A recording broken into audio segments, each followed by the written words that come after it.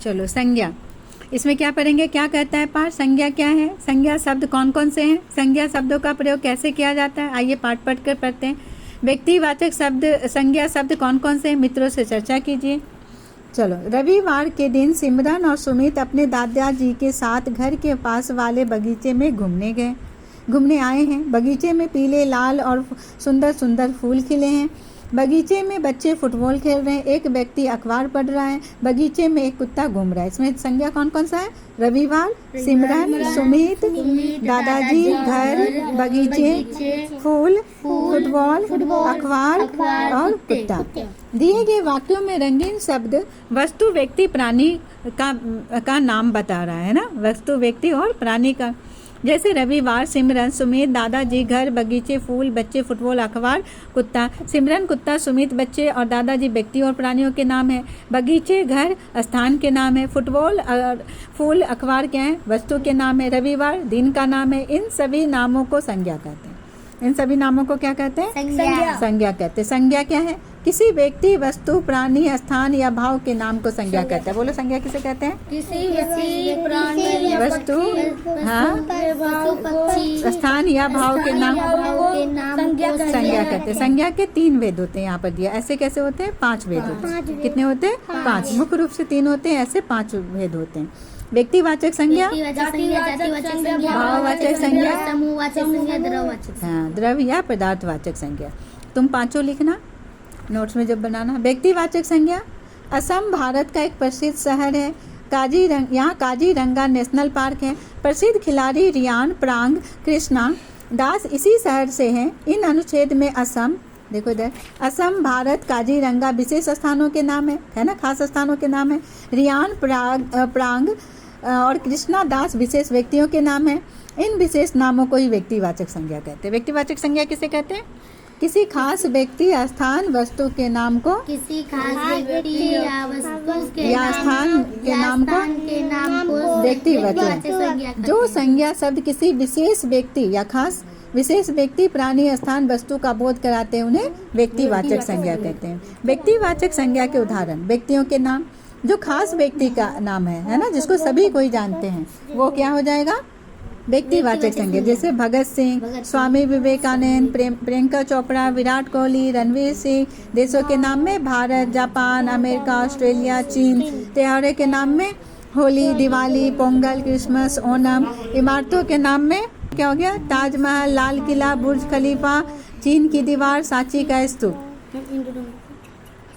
क्या मतलब, जहाँ पे अच्छा नहीं समझा तुम। देखो, व्यक्तिवाचक संज्ञा क्या, संज्ञा क्या है, जो किसी व्यक्ति, वस्तु, स्थान, भाव का बोध होता है, वो संज्ञा हो गया। और व्यक्तिवाचक क्या हो गया, जो किसी खास व्यक्ति और देश के नाम, त्योहार के नाम, इमारत के नाम, खेल के नाम, शहरों के नाम और भाव और स्थान, वस्तु का नाम बोध कराता है, उसे क्या कहते हैं, व्यक्तिवाचक संज्ञा। जैसे अब देश, स्थान हो गया, भारत, जापान, अमेरिका, ऑस्ट्रेलिया, चीन, ये सब क्या स्थान है, एक खास स्थान का बोध करा रहा है।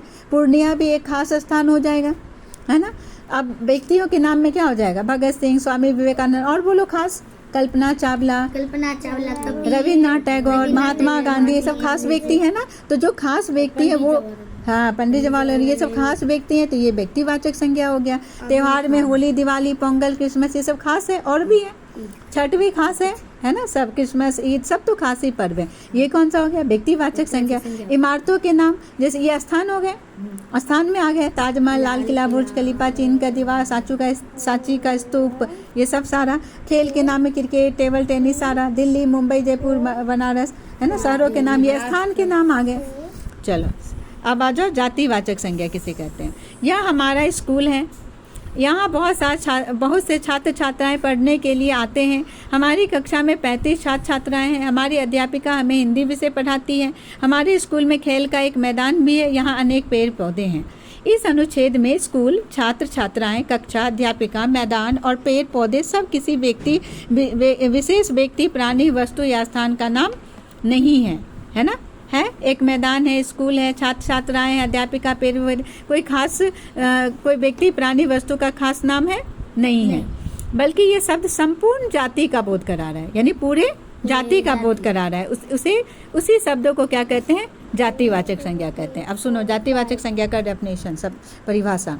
जो संज्ञा शब्द किसी व्यक्ति, प्राणी, वस्तु या स्थान के संपूर्ण जाति का बोध कराता है उन्हें जातिवाचक संज्ञा कहते हैं।